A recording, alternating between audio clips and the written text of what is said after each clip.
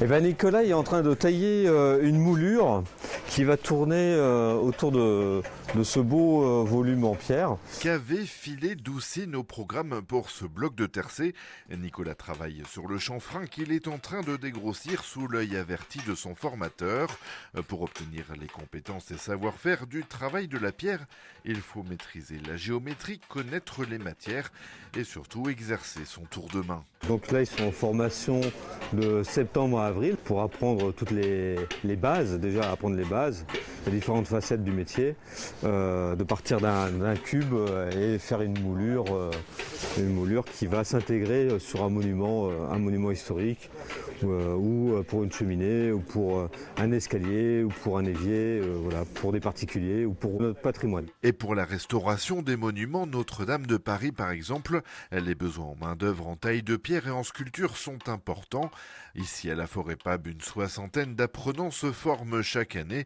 Les Journées européennes des métiers d'art, c'est à la fois une vitrine du centre de formation Castrais et pour les artisans de proximité plus largement. C'est justement pour faire découvrir nos métiers, voilà, parce que c'est vrai que c'est des métiers peut-être peu connus encore pour les jeunes.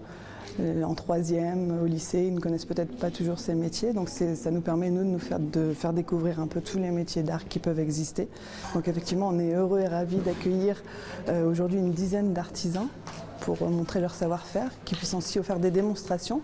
Donc nous, notre centre de formation Forêt Pab est un centre des métiers de la pierre, donc on dispense 4 formations. On peut également le faire en alternance. Aux côtés des présentations et travaux pratiques en taille de pierre, sculpture ornementaliste et maçonnerie en bâti ancien, les visiteurs ont donc pu découvrir les talents locaux, maîtres artisans, tapissiers, modistes, forgerons, couteliers ou vitraillistes par exemple. Plasticienne, aquarelliste, autodidacte et touche-à-tout, Cécile est venue présenter ses créations. Il y a certaines pièces, par exemple, j'adore quand il y a des rustines. On a ce modèle-ci par exemple, où donc il a eu un accident de la vie. Je fabrique du coup des objets en chambre à air, principalement agricoles.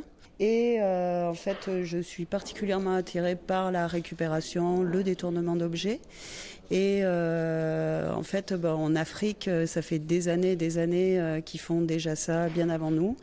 Et je trouve qu'il y a des choses magnifiques. Et donc cette chambre à air, quand elle est nettoyée et qu'elle est débarrassée en fait de la poudre noire qui est très sale quand on la touche au premier abord, ça devient une matière très belle qui peut même aller jusqu'à la noblesse. Savoir s'amuser avec les matières, les modeler, les réinterpréter ou tout simplement les dompter, c'est un peu l'âme de ces métiers d'art alliant technique et créativité où expérimentation et transfert de savoir se conjuguent.